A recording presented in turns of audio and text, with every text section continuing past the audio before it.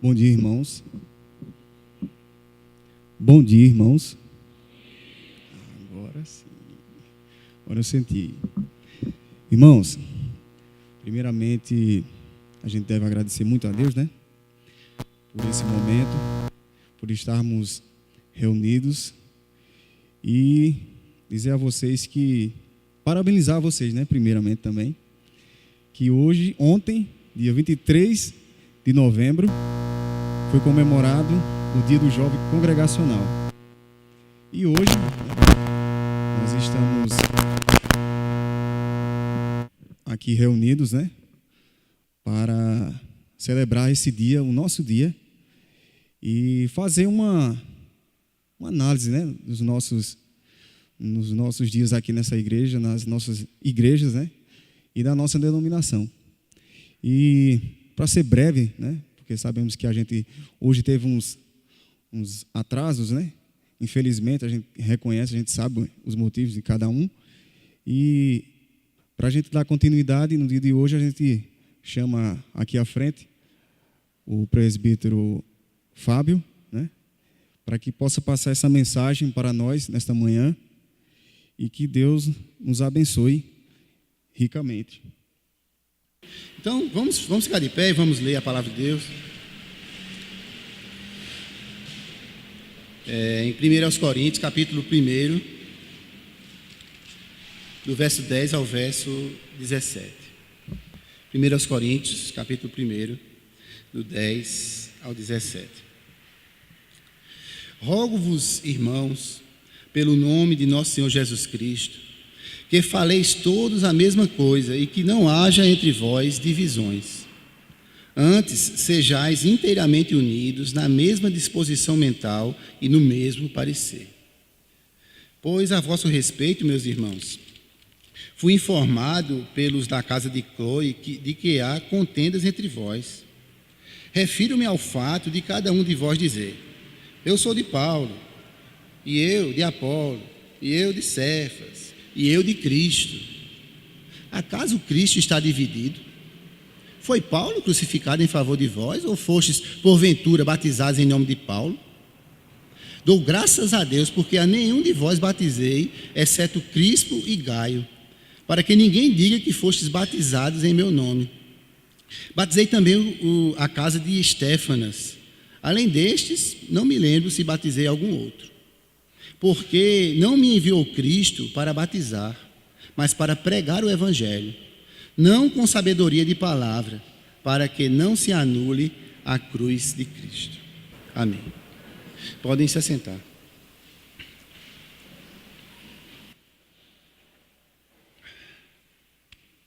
Bem, então, vivendo em união, sem distinção, primeira parte, combatendo as divisões.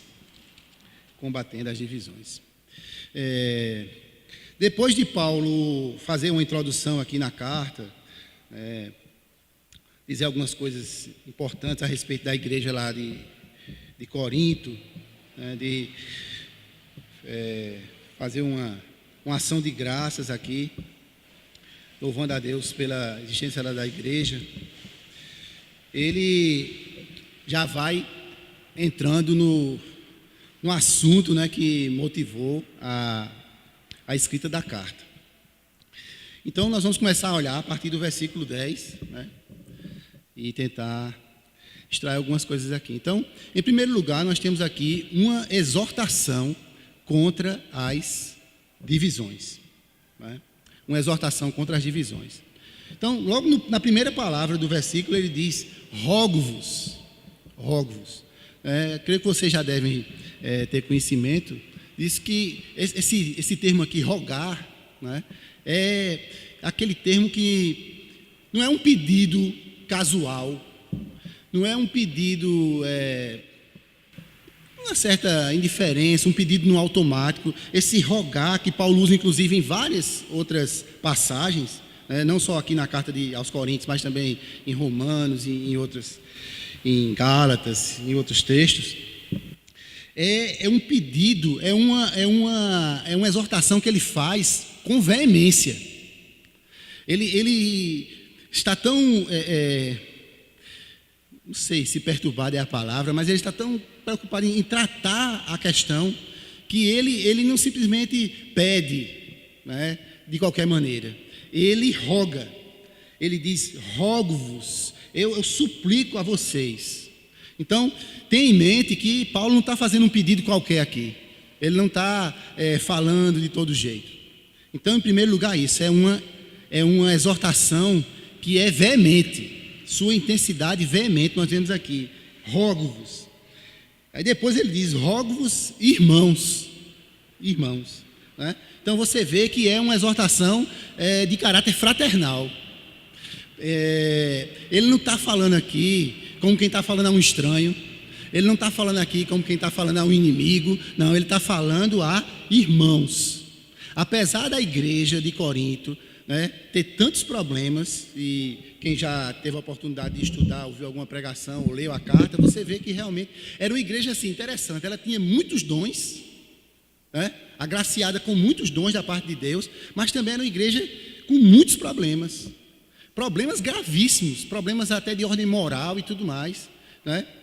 Então Paulo, ao começar a tratar o que ele está colocando para a igreja, então a primeira coisa que ele faz é esse rogo, né, esse pedido, e é um pedido fraternal. Se você for lá para o capítulo 4, versículo 14, né, um pouco à frente aí, ele diz assim: não vos escrevo estas coisas para vos envergonhar, pelo contrário, para vos admoestar como a filhos meus amados. Então, Paulo, embora fossem problemas graves, fossem problemas sérios, e ele começa lidando com essa questão da divisão no seio da igreja, mas ele estava falando aqui de uma maneira fraternal, como a irmãos. E aí no capítulo 4 ele diz ainda: é como um pai falando com um filho, né? Para vos admoestar como a filhos meus amados. Então, era uma exortação veemente, uma exortação fraternal, amorosa, né? Que isso é uma coisa importante, que muitas vezes a gente confunde amar com fazer de conta que tudo está certo. São coisas bem diferentes. Paulo diz aqui: eu estou tratando vocês como filhos amados, mas Paulo estava, né, cuidando de repreender duramente aquela igreja. Duramente aquela igreja. A gente não vai passar por lá não, mas se você depois quiser ler o capítulo 5 dali em diante. Lá no capítulo 5 ele fala de maneira bem dura. Agora, embora amando a igreja, né? É como você criar filhos, né? Você quer o bem dos seus filhos, né? Mas muitas vezes você precisa ser duro na correção, para que possa compreender, que eles possam compreender o erro que estão. Se eu vejo minha filha, né, que eu tenho uma das 4 lá, agora não, né, não tem mais isso, que Maria Luísa provavelmente não vai fazer isso, não, mas nem Aninha, né? Mas eu vejo assim, sei lá, um exemplo básico: a criança, uma delas, indo lá botar o dedo na tomada para ver como é, né, qual é o efeito. Embora eu ame, eu vou dizer: não, tudo bem, já que eu amo, vou deixar botar o dedo lá? Não, de maneira nenhuma, né? Eu vou partir para cima lá, tirar de lá, se precisar dar um grito, puxar, o que for. Depois a gente explica. Vocês estão entendendo? Então, amar não significa dizer: ah, tá bom, eu amo, então está tudo certinho. Eu amo, está tudo certinho. Paulo aqui, embora falando em amor, ele trata de coisas duras, importantes, e ele não se omite disso. E a gente precisa ter essa compreensão também. Depois, continuando, ele diz assim: rogo-vos, irmãos, pelo nome do Senhor Jesus Cristo. Aí aqui nós vemos a base dessa exortação. Em que é que Paulo está se fundamentando para dizer assim: eu vou exortar, eu faço esse pedido a vocês, eu faço esse rogo a vocês, né? Eu nem sei se é rogo, acho que é rogo, pastor Deneci. É rogo ou é rogo? Eu faço esse... Oi? Esse rogo, pronto, eu faço esse rogo. É bom ter um professor ali, porque às vezes a gente se confunde com as palavras. Então, ele diz rogo, né? Então, ele estava fazendo rogando aos irmãos lá. E ele diz isso o quê? Pelo nome de nosso Senhor Jesus Cristo. É interessante isso, eu pesquisando algumas coisas, né? Vamos olhar aqui, ó, rapidamente, até o versículo 9. A gente está no 10, certo? Olha até o 9 aí. Se você der uma passadinha, você vai ver que só tem um versículo que ele não cita o nome de Jesus, ou Jesus ou Cristo, que é o versículo 5. Mesmo assim está falando de Cristo, mas no primeiro tem aí, olha, apóstolo de Jesus Cristo. No versículo 2, invoca o nome do Senhor Jesus Cristo.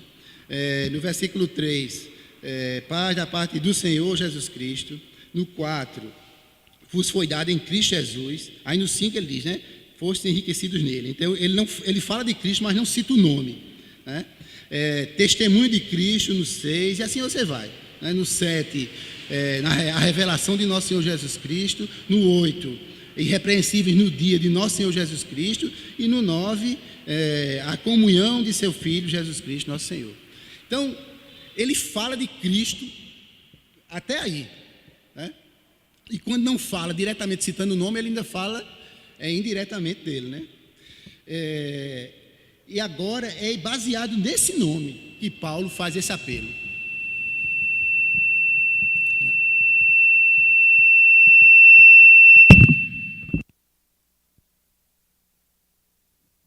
Eu acho que dá até para me escutar sem microfone, dá?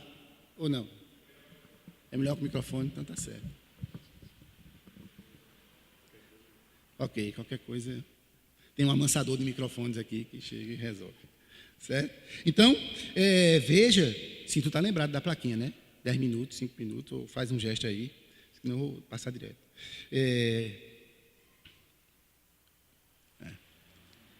Dá para ver assim, mais ou menos, a hora ali. Pois bem, então ele faz baseado nisso, no nome de Jesus Cristo, né? Então a base dessa exortação, desse pedido, desse clamor aqui de Paulo é essa. E depois ele diz assim, nosso Senhor Jesus Cristo, que faleis todos a mesma coisa e que não haja entre vós divisões, antes sejais inteiramente unidos na mesma disposição mental e no mesmo parecer. Ele diz que não haja entre vós divisões. Então, qual é o objetivo de Paulo? Acabar com as divisões que estavam existindo ali, naquele momento, na história daquela igreja. Então, é um propósito pacificador que ele está buscando, não é? E esse cessar das divisões, né? Acabar com as divisões, ele fala de 3 coisas aqui. Que ao invés de estarem divididos, ao invés de haver divisões, Paulo desejava que eles fossem inteiramente unidos, que tivessem uma mesma disposição mental e um mesmo parecer. Então Paulo estava procurando a conciliação, né? Retirar aquelas barreiras que tinham sido colocadas. E a gente vai ver os efeitos danosos dessas barreiras. Então ele, inspirado pelo Espírito Santo de Deus, ele roga para que ao invés de divisões, né, essas coisas sejam trocadas por união verdadeira, união completa, né? E a questão de lutar pela união, a gente vai ver depois, né, na segunda palestra. Aqui é a questão de lutar contra as divisões, contra as desuniões. Então Paulo tem esse propósito. E finalmente aí no versículo 11 a gente vê a motivação inicial, né, que levou Paulo a escrever essa carta e tratar dessa questão com a igreja de Corinto. Qual foi? No versículo 11. Né? Pois a vosso respeito, meus irmãos, fui informado pelos da casa de Cloe de que há contendas entre vós. Então, o desejo dele, o objetivo dele com essa exortação veemente, com esse rogo, né, é que não haja mais divisões. Ele quer acabar com as divisões. O objetivo dele é esse. E ele fez isso por quê? Porque alguém chegou lá, esses da família de Cloe, e insatisfeito certamente com isso que estava acontecendo na igreja, que a gente vai ver os detalhes aqui, eles relataram a Paulo o que estava acontecendo. E Paulo, né, como servo de Deus, procurou tomar as providências para ajudar a igreja a eliminar essas divisões. Ok? Vou ter que ser um pouco rápido, assim, aí se eu falar e vocês não entenderem e tal, por favor me avise que eu tento falar mais devagar. Então, diante disso, a gente vê que tinha um cenário instaurado de divisões, Agora, que divisão era essa? E por que isso era ruim para a igreja? Esse aqui é o ponto que nós queremos tratar nesse momento, para que a gente possa compreender. A que eu coloquei aqui, eu não achei a palavra melhor, eu coloquei a maldição do partidarismo. O quanto essa atitude que estava ali naquela igreja era danosa para a vida dos irmãos, para a vida da igreja e também para o testemunho do Evangelho de Cristo. Porque quando a gente peca, meus irmãos, não é só a nossa vida que é afetada, não. Quem estiver por perto vai sofrer também. E aqui nós temos isso, uma igreja que estava vivendo em divisão, e a divisão na realidade era uma pontinha do iceberg. Vocês sabem, né, que o iceberg, aquela estrutura de gelo que tem lá nos mares, só 10% dele é que fica aparecendo. Então, se você vê um iceberg de, sei lá, 1 metro de altura, você já sabe que tem 9 para baixo ali, né? A parte que fica submersa é 9 vezes maior do que a que aparece. Então, a questão das divisões estava desencadeando uma série de outros problemas, que naturalmente não vai dar para a gente tratar aqui, mas era motivado também por isso, ok? Mas vamos ver. Então, em primeiro lugar, nós vemos que o partidarismo que estava acontecendo aqui na igreja de Corinto é uma coisa danosa, porque é um culto à personalidade, né? Eu fiquei pensando assim, será? Né? E aí eu até queria saber assim, a opinião de vocês também quanto a isso. Eu fiquei pensando, né? Será que toda divisão que a gente tem em qualquer igreja que seja, sempre vai estar ligado a, digamos assim, o culto a alguma personalidade, a você prestar reverência a alguma personalidade, ou você valorizar demais uma pessoa em detrimento de outras? Eu pensei, e em todos os casos eu achei que era. Não sei se vocês conhecem, teria algum caso para dizer assim, não, houve uma divisão e que não tinha nenhum nome de pessoa ali se destacando. Vocês têm algum caso? Que já ouviram falar, que já experimentaram? Os que eu me lembrei, todos têm assim. Porque, olhe bem, se eu estou numa igreja que tem um determinado ensino, aí, por algum motivo, eu começo a ver ensinos contrários a isso aí. Aí eu me encanto com aquilo, né? Então, alguém está me ensinando a isso, né? Seja pastor A, pastor B, alguém aí. Ou então eu mesmo vou lá, começo a ler as escrituras e tiro umas conclusões diferentes, né? Então, começa a provocar a cisão, a divisão na igreja, né? Ou eu estou dando valor demais à palavra de outrem, né? Ou a mim mesmo. Mas sempre vai ser para atender a uma personalidade. Vocês estão entendendo? Todo caso que eu pensei de divisão, aí eu não sei. Se vocês pensarem em algum que não seja, né, os motivos podem ser os mais variados. Eu posso estar chateado ali com o Eliene e, por causa disso, provocar uma divisão aqui na igreja. Posso. Só chateação, vingança, né? Eu posso estar com a doutrina errada na cabeça e achar que agora tudo tem que mudar por causa daquilo, né? Posso. Então, os motivos, os detalhes da operação aí vão variar, mas a essência vai ser sempre o quê?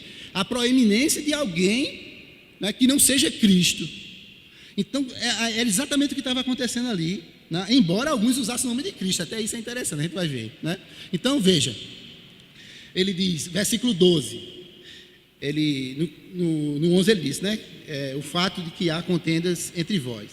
Refiro-me ao fato de que cada um de vós dizer, eu sou de Paulo, e eu de Apolo, e eu de Cefas, e eu de Cristo. Então, tem algumas especulações a respeito do que seja isso aqui, mas eu não vou entrar nessa seara, porque nem é importante, nem é relevante para o que a gente quer ver. Mas não, os de Paulo era questão da liberdade, da graça, os de Pedro era legalismo, não sei o quê, mas isso não tem fundamento, a gente não tem nenhuma segurança para dizer que eram essas coisas. Então, simplesmente é o fato que uns estavam dizendo, não, eu sou do grupo de Paulo, outros estavam dizendo, eu sou do grupo de Apolo, outros estavam dizendo, eu sou do grupo de Pedro, né, de Cefas, e outros, o grupo mais especial de todos, eu sou do grupo de Cristo. Né?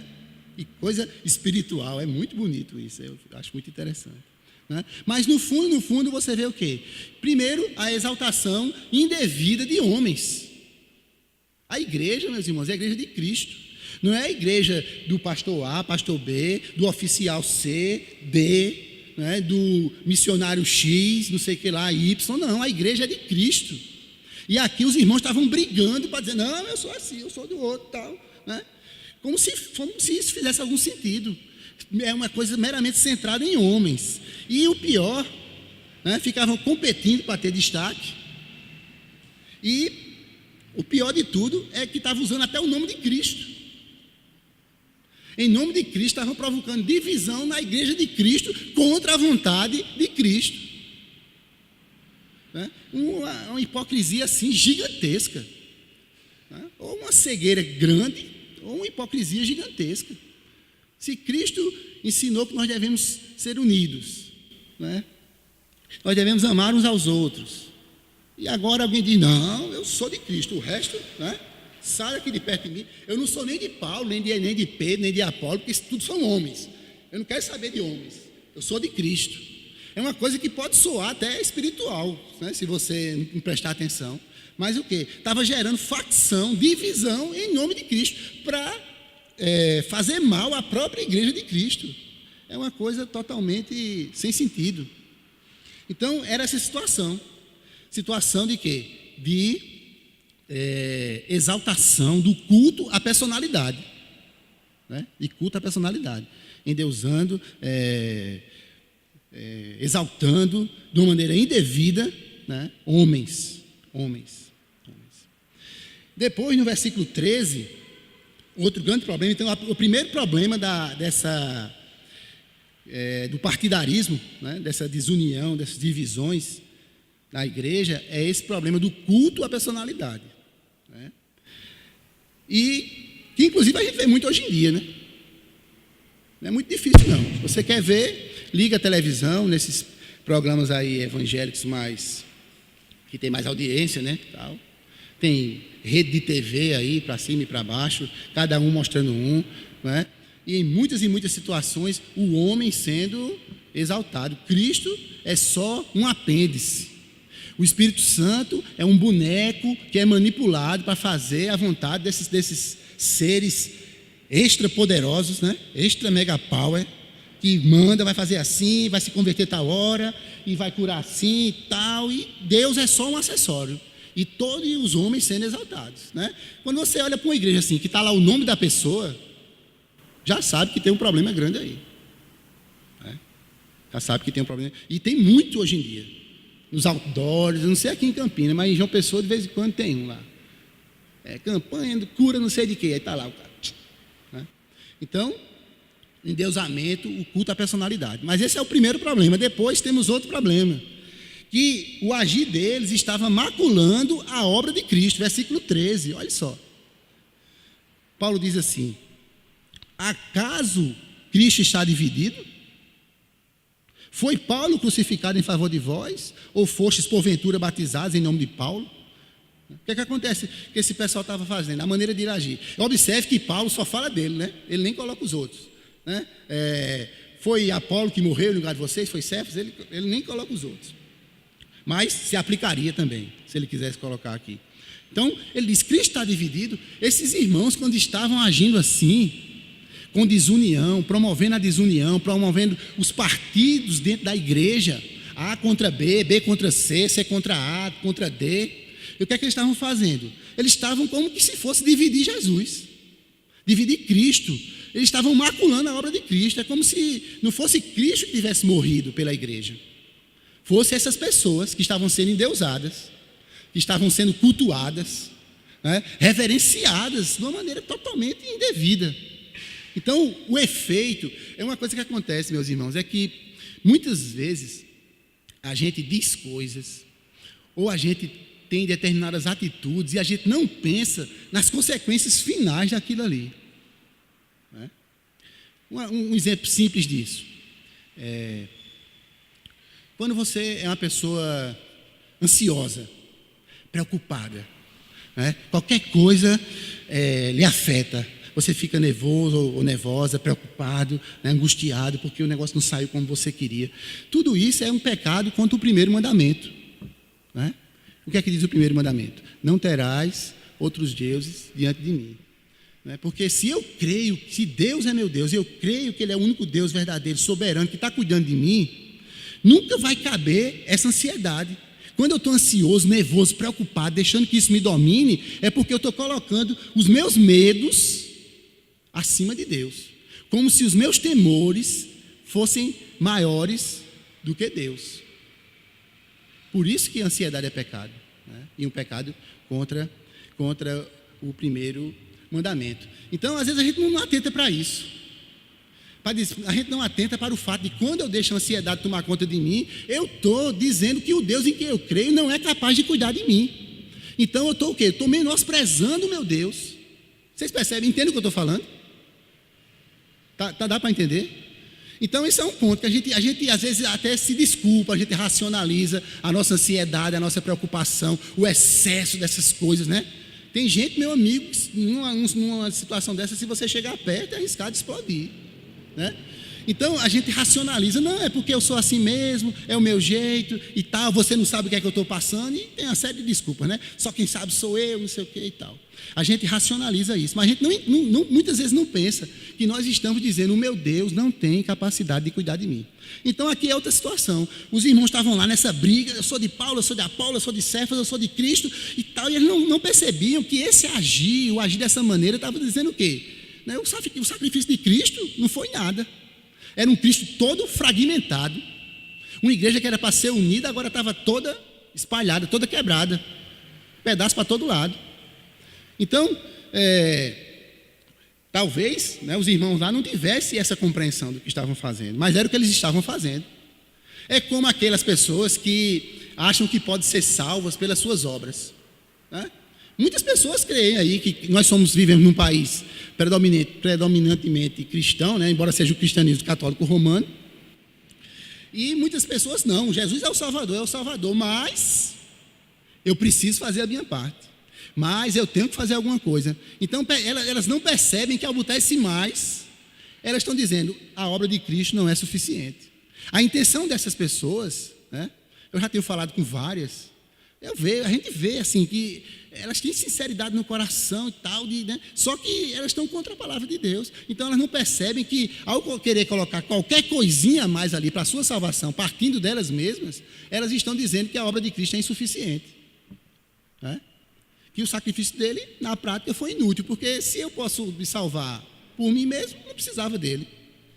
Mas quando você diz um negócio desse a essas pessoas, meu amigo, elas acham que você está, querendo menosprezá-las, julgá-las e outras coisas mais. Então era essa situação aqui. Os irmãos ali na briga, se engalfiando, querendo mais. Eita, tantos foram batizados por Paulo, tantos por Pedro, não sei o quê. E na realidade eles estavam simplesmente maculando a obra de Cristo.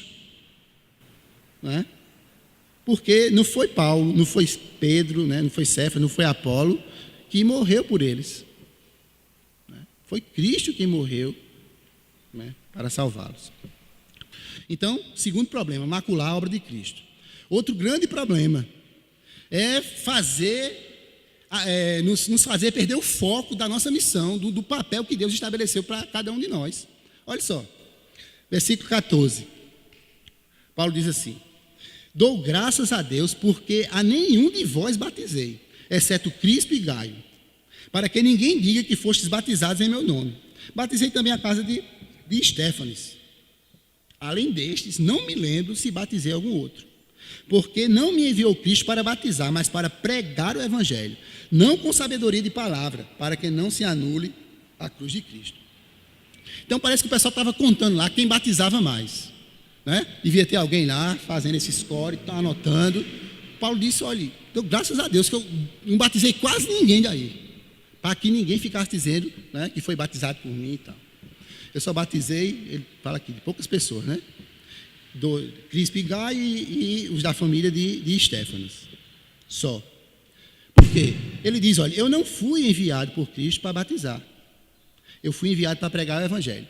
Aí aqui a gente precisa ter um certo cuidado para que a gente não ache que Paulo estava desprezando a importância do batismo. né? Que também é um pensamento que às vezes está por aí. As pessoas acham, não, eu sou crente, tá, mas esse negócio de se batizar, não, né? Eu só lembro de pastor Armando. Ele falando, e alguém vinha com essa conversa, né? Não, se batizar não é tão importante, não. Tal. O ladrão na cruz mesmo, né? Não se batizou. Ele foi salvo? Aí o pastor me disse, foi. Pois é, então, ele disse, mas você nem é ladrão, nem você está na cruz. Então, né, o normal na vida do verdadeiramente salvo é o desejo de participar da mesa do Senhor, né? De selar sua fé publicamente, né? Assumindo compromisso com a igreja, perante a própria igreja, perante o mundo e principalmente perante Deus. Mas muitos estão aí achando que batismo é uma coisa fácil se quiser, né? Paulo não está dizendo isso aqui não, ok? O que ele está dizendo é que não era o foco dele se preocupar em estar batizando, nem estar disputando com ninguém se batizava mais ou menos. Então, vamos lá no capítulo 3, por favor, a partir do versículo 5. Ele diz assim: quem é Apolo? E quem é Paulo? Servos por meio de quem crestes, e isto conforme o Senhor concedeu a cada um. Eu plantei, Apolo regou, mas o crescimento veio de Deus. De modo que nem o que planta é alguma coisa, nem o que rega, mas Deus que dá o crescimento. Ora, o que planta e o que rega são um, e cada um receberá o seu galardão segundo o seu próprio trabalho. Porque de Deus somos cooperadores, lavoura de Deus, edifício de Deus, sois vós. Então, perceba, ele não estava menosprezando a questão de batizar ou não era isso. Ele estava apenas dizendo que o chamado dele não foi para isso, né? Porque outros viriam e iam cuidar disso, né? Então, se alguém lá se converteu e não foi batizado no ministério de Paulo enquanto ele estava na igreja, os outros que viriam, que ele diz aqui que o trabalho de Deus é uma cooperação. É por isso que não pode nem alimentar divisões, porque é um trabalho conjunto, né? Uma geração passando a tocha para outra geração, um ajudando o outro. Você faz uma parte, outro faz outra. Às vezes a pessoa ouviu, passou aqui o ministério de um pastor, não sei quantos anos ouvindo a pregação, aí ele nunca se converteu. Aí o pastor sai, vem o outro, na primeira pregação a pessoa se converte, né? Então isso foi um trabalho só dessa primeira? Não, foi todo um trabalho que já vai sendo feito, né? Tem a história de Guilherme Carey, foi missionário na Índia, ele é considerado o pai das missões modernas. Ele passou 15 anos, não viu um fruto do seu trabalho, tá? E depois que ele morreu, muita coisa aconteceu, muitos foram salvos. Então, é um trabalho, esse é como uma corrida de revezamento, né? Um passando o bastão para o outro. É assim que é. Então, Paulo disse, eu não estou preocupado em contar batismo, não estou preocupado em estar carimbando aqui para saber não sei quantos, né? As pessoas usam até isso, né? Eu ganhei tantas almas para Jesus. Como a gente ganha alma para Jesus? Quem converte é o Espírito Santo de Deus. Nós somos meros instrumentos. Não somos nós que ganhamos nem perdemos nada.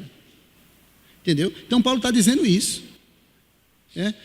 Então, quando começa essa questão de divisão, a gente perde o foco para olhar para coisas que não valem a pena e deixa de fazer o que realmente precisa ser feito.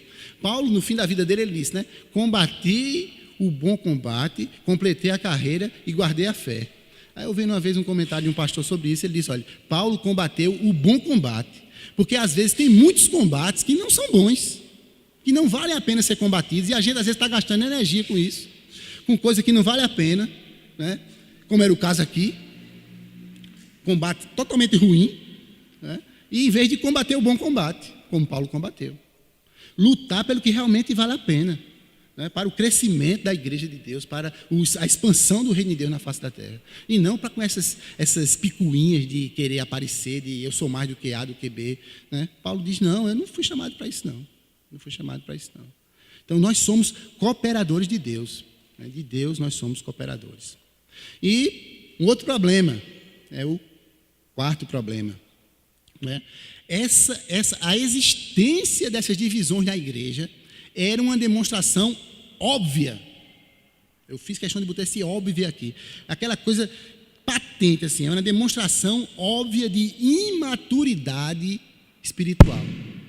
Era um bando de crianças em Cristo. criancinhas em Cristo, né? E isso tem efeitos, né? Eu queria ler o capítulo 2 todo, mas não vou poder, tá certo? Por causa do tempo.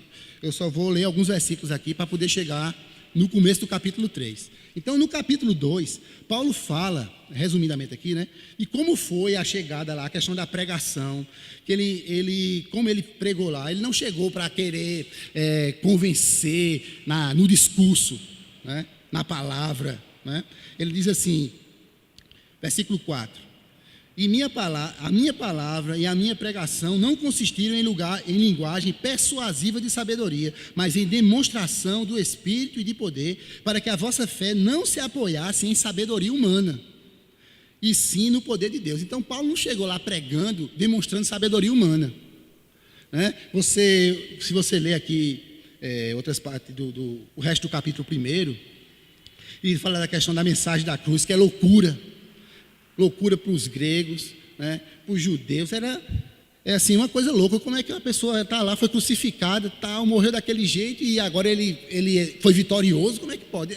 É loucura, né? Então, para o homem é loucura, porque a sabedoria de Deus a loucura de Deus é mais sábia do que a sabedoria dos homens, né? Então, depois de dizer isso, aí ele vai falar do que é a verdadeira sabedoria, né? Ele não estava lá com sabedoria humana, mas ele estava expondo sabedoria aos experimentados, entre os experimentados, como tem no versículo 6. Aí ele fala que o ser humano, por si só, ele não tem como compreender essas verdades espirituais. E ele diz, né, que nem olhos, no versículo 9, nem olhos viram, nem ouvidos ouviram, nem jamais penetrou em coração humano o que Deus tem preparado para aqueles que o amam. No versículo 10 ele diz, mas Deus nulo revelou pelo Espírito. Tudo isso, quando ele diz nulo revelou a nós, ele está falando de quê? Da igreja como um todo, não está falando só dele, né? Então, o privilégio que esses irmãos tinham, que nós temos também em Cristo, né? Tudo isso, eles estavam simplesmente perdendo de usufruir por causa dessa meninice. Eu vou mostrar a vocês isso. Aí ele continua descendo no capítulo 2, e eu vou ler a partir do 12. Ele diz, ora, não temos recebido o Espírito do mundo, e sim o Espírito que vem de Deus, para que conheçamos o que por Deus nos foi dado gratuitamente. Disto também falamos, não em palavras ensinadas pela sabedoria humana, mais uma vez, não sabedoria humana, mas ensinadas pelo Espírito, conferindo coisas espirituais com espirituais. Ora, o homem natural não aceita as coisas do Espírito de Deus, porque eles são loucura, e não pode entendê-las, porque elas se discernem espiritualmente. Porém, o homem espiritual julga todas as coisas, mas ele mesmo não é julgado por ninguém. Pois quem conheceu a mente do Senhor, que eu posso instruir? Nós, porém, temos a mente de Cristo. Olha só, meus irmãos, ele estava falando para os nossos irmãos ali, né, que assim como eles lá, nós também temos a mente de Cristo. Os irmãos tinham esse grande privilégio de ser a habitação do Espírito de Deus, de ter coisas reveladas, né, ensinadas pelo Espírito Santo a cada um, né, coisas que o ser humano, o homem natural, jamais vai poder poderia discernir, compreender, entender. É um privilégio muito grande você ter a mente de Cristo.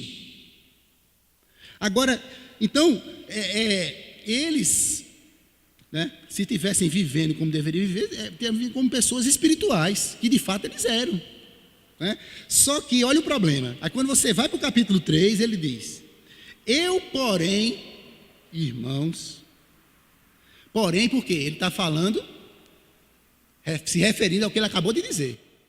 Nós temos a mente de Cristo. Nós somos espirituais, como ele fala lá em Romanos 8. Né? Aí ele diz, mas eu não pude falar, não vos pude falar, quer dizer, não pude falar com vocês, como falando a espirituais, e sim como a carnais, como a crianças em Cristo. É parecido com o que o escritor aos Hebreus, lá no capítulo 5, diz, né? Pelo tempo que vocês tinham, já era para vocês serem mestres. Mas agora, como vocês são tardios em aprender, né? A gente está sempre voltando para as coisas básicas, para os rudimentos da doutrina. É o que Paulo está dizendo aqui. Ele diz, olha, eu não pude falar como espirituais, eu tive que falar com vocês como a crianças em Cristo. Leite vos dei a beber, e não vos dei alimento sólido, porque ainda não podeis suportá-lo, nem ainda agora, não, porque ainda não podíeis suportá-lo, nem ainda agora podeis, porque ainda sois carnais. Porquanto, havendo entre vós ciúmes e contendas, não é assim que sois carnais, e andais segundo o homem? Quando, pois, alguém diz, eu sou de Paulo, e outro, eu de Apolo, não é evidente que andais segundo os homens? Então, qual é o efeito aqui? Danoso, desastroso. A igreja que deveria estar crescendo em Cristo, como Pedro diz, né? Antes, lá em 2 de Pedro 3,18, antes crescer na graça e no conhecimento de nosso Senhor e Salvador Jesus Cristo, era uma igreja que estava emperrada, empacada, com os meninos pirracentos, e Paulo não pôde dar alimento sólido, teve que dar leitinho. Quem de nós aqui vive só de leitinho ainda? Na nossa vida natural, física. Há quanto tempo deixamos de ficar só no leitinho? Pelo menos as meninas lá em casa, poucos meses, né? 6 meses, já ia começando a sair ali, comecei a conhecer outras coisas e tal, e daqui a pouco ia melhorando o alimento, feijão, aquela coisa toda, né? Faz tempo que não estão só no leitinho. Então, o que estava acontecendo aqui? Uma igreja que estava só tinha condições de receber leitinho. Não tinha condições de receber alimento sólido. E veja isso, lá em Hebreus, o autor aos Hebreus, né? Que pode ter sido Paulo ou não. Hebreus capítulo 5, ele estende um pouquinho mais isso. Ele diz, olha, versículo 13. Ora, eu vou ler a partir do 11, sabe? Que é bem, para você ver que era bem parecida a situação lá de Corinto. A esse respeito, temos muitas coisas que dizer e difíceis de explicar, porquanto vos tendes tornado tardios em ouvir. Pois, com efeito, quando devíeis ser mestres, atendendo ao tempo decorrido, tendes novamente necessidade de alguém que vos ensine de novo quais são os princípios elementares dos oráculos de Deus. Assim vos tornastes como necessitados de leite, e não de alimento sólido, está vendo? Mesma coisa lá, eu não pude dar alimento sólido a vocês, eu tive que dar leite, aqui é a mesma coisa. Aí ele diz, ora, todo aquele que se alimenta de leite é o quê? É inexperiente na palavra da justiça, porque é criança. Mas o alimento sólido é para os adultos, para aqueles que pela prática têm as suas faculdades exercitadas para discernir não somente o bem, mas também o mal. Era um outro escritor que queria falar de coisas mais profundas, mas não podia, por quê? Crianças. Lá em Corinto a mesma coisa acontecendo. Então o que acontece? Irmãos nossos, salvos em Cristo Jesus, que têm a mente de Cristo, não estavam usufruindo disso como deveriam. Por quê? Por causa das intrigas, das confusões, das divisões. Tinham deixado de colocar Cristo como alvo para estar agora exaltando pessoas, promovendo divisões, contendas, que ele fala disso, né? Que há entre vós contendas. Contenda é briga séria. Entenderam, meus irmãos? Então, o que acontece? As divisões, elas causam isso também. Elas impedem o nosso crescimento espiritual. E aí a gente fica, como dizia uma tia minha, a vida toda no primeiro ano zero. Não sai do canto. Eu não sei se vocês já passaram por isso. Você vai conversar com uma certa pessoa. Ai, fulano, como é que está? Não sei o quê. Como é que está o crescimento na fé?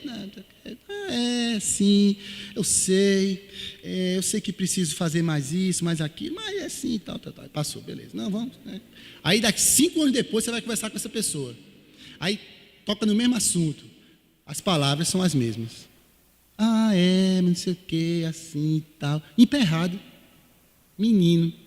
Uma pessoa dessa jamais vai poder se alimentar de alimento sólido. E qual é o problema disso, meus irmãos? A vida cristã vira um tédio. Vira uma coisa sem sentido. É por isso que muitas vezes estão na igreja a pulso. Muitos estão na igreja só para marcar o lugar, para garantir o passaporte para o céu. A força. Quando de fato a religião cristã é a religião da alegria. Da alegria. Alegrai-vos sempre no Senhor. Outra vez digo, alegrai-vos. Todas as coisas cooperam para o bem daqueles que amam a Deus. Você quer uma verdade mais profunda do que essa? De saber que aconteça o que acontecer, mesmo que você morra, isso é para o seu bem, para a glória de Deus e para o seu bem. Né? Mas a gente, como criança, né, não cresce, aí fica emperrado. Era essa situação lá.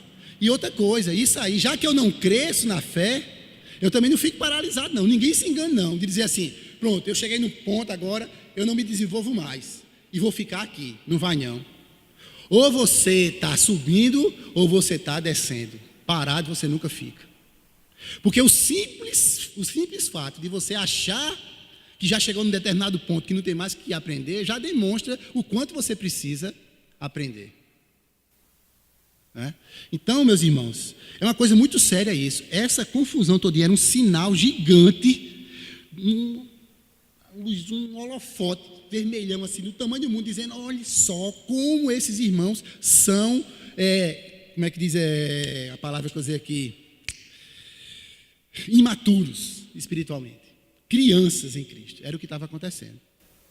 Então, é outro efeito danoso, altamente danoso, das divisões, o que é que elas provocam e o que é que elas sinalizam. Né? O que é que elas sinalizam. Mas tem mais.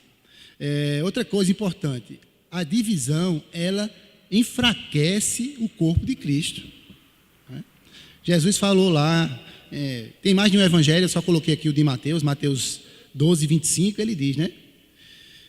Jesus, porém, conhecendo-lhes os pensamentos, já está em 5, o de 10 eu nem vi. Tu botaste de 10?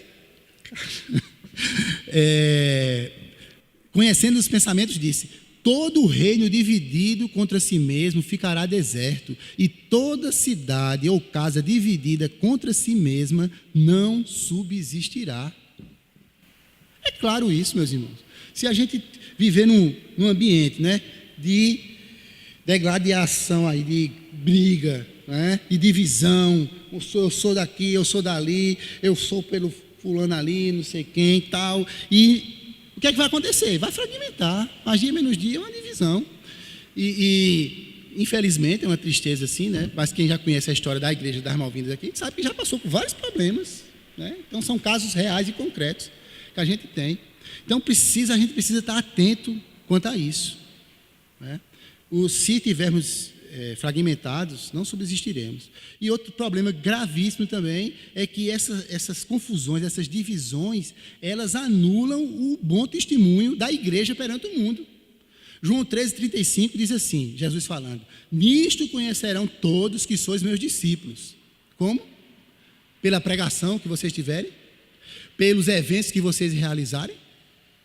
Como é que todos conhecerão que nós somos discípulos de Cristo? Pelo amor, se tiverdes amor uns aos outros. Onde há amor verdadeiro, vai poder haver divisão? Não. E a gente vai ver isso mais tarde, se Deus quiser. Então, meus irmãos, é importante que a gente compreenda essas coisas. A questão de ter divisão na igreja não é uma coisa de só menos importância, não. Isso é assim mesmo. Não é assim mesmo, não. Nós não somos igreja para isso. Não somos igreja para isso.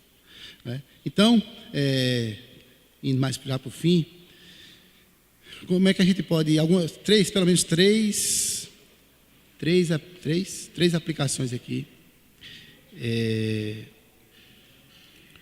disso tudo, fazendo um apanhado do que a gente viu aqui, rapidamente.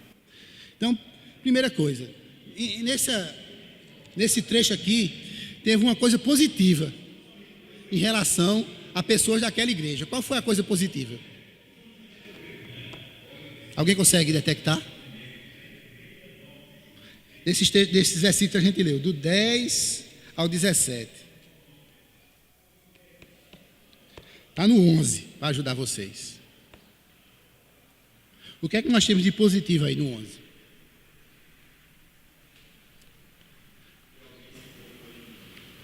E atacou o problema. Tomou uma atitude para resolver o problema. Não ficou omisso, fazendo de conta que não era com ele. Porque, meus irmãos, se a igreja é afetada, todos nós somos afetados. Todos nós somos afetados. Às vezes a gente tem uma visão muito, como diz um colega, muito intimista do evangelho. da vida cristã. Parece que é assim, é a minha devoção com Deus, né? É a minha devocional, é o culto que eu presto a Deus, é como se fosse eu. Até a questão do enchimento do Espírito Santo, a gente muitas vezes trata de uma maneira meramente particular. Quando Paulo, na carta aos Efésios, ele trata para a igreja. Ele dizia, enchei-vos, todos vós, ele estava se dirigindo à igreja. Mas várias coisas na vida cristã, a gente às vezes acha que é só para a gente. Então está tendo confusão ali, mas é Euliene com Sara, elas são família, não tem nada a ver com isso não vou me meter não. E deixa rolar. Aí daqui a pouco está ali Bruninho também, lá com Deuel, confusão, não, mas isso não tem nada a ver não, né? É comigo não. E a gente vai deixando. Os irmãos lá da casa de Chloe, não, eles tomaram atitude, eles não tinham condição de resolver, então foram buscar ajuda de quem podia ajudar. E é por isso que Paulo escreveu a carta. Então, isso é muito importante. Quando vemos a divisão tomando conta da vida da igreja, devemos ter coragem para buscar ajuda para resolver o problema. Foi exatamente isso que essa família aí fez, né? Eles não podiam, por si só, promover e estabelecer a concórdia entre os irmãos. Então, recorreram ao apóstolo para que ele ficasse ciente do problema e apresentasse uma solução. Nós precisamos ter a mesma coragem, caso isso ocorra na igreja de Cristo Jesus. Tem que ter cuidado para não ficar fazendo fofoca, que é outra coisa. A gente vai, talvez toque nisso também, não sei se vai dar tempo. Tantas promessas para a segunda fase. Então, não é fazer fofoca, mas realmente procurar agir em amor, buscando resolver o problema. Às vezes acontece, um irmão está insatisfeito com alguma coisa, aí conversa com a gente, né? Aí a gente ouve aquilo e tal. Às vezes promete que vai orar, nem ora. Às vezes até ora, mas deixa lá. Quando poderia, né, falar com o irmão, né, orientá-lo, procura a liderança da igreja, né, dar uma orientação para que pudesse tomar uma atitude para resolver e se comprometer. Eu vou com o irmão lá para tratar, entendi o seu pensamento e tal. Às vezes o irmão pode estar certo, pode estar errado, mas o problema precisa ser tratado. E a gente não pode se omitir. Infelizmente, a nossa sociedade é assim, é cada um por si. E isso, infelizmente, tem se refletido muito dentro da igreja. Então, precisamos ter a coragem para fazer alguma coisa. Segundo lugar, nós devemos acabar com os ídolos de nosso coração. Ter muito cuidado com isso. É porque toda divisão começa por causa de algum ídolo no coração. Seja uma outra pessoa, seja eu mesmo. Seja eu mesmo. Mas sempre vai ser alguém que que eu estou colocando no lugar de Deus na minha vida. Isso é uma atitude idólatra. Né? Às vezes a gente, né, a questão da panelinha na igreja, eu me identifico muito aqui com a Amanda, né, me identifico ali e tal. Aí a gente vai, se junta, terminou o culto, só fica a gente conversando e tal, daqui a pouco chega outro. Aí você vê. Às vezes eu paro, lá na igreja, a igreja é pequena, né, até mais fácil de identificar. Mas qualquer outra você pode ver. Dê uma paradinha ali fora assim e fica olhando. Né? Às vezes, se você não tomar cuidado, está um grupinho aqui, tem outro grupinho ali, outro ali. Meus irmãos, vamos aproveitar para interagir uns com os outros, conhecer uns aos outros, como estavam ali agora, é interessante, né? Quem é você? Quase que eu ia lá, mas não deu não para ir. Então, é importante isso, né? Ter cuidado para não formar grupinhos, subgrupos. Eu já vi igrejas com grandes problemas por causa disso. É um caso que, aqui em Campina mesmo, né? Eu digo milagre, mas não digo santo.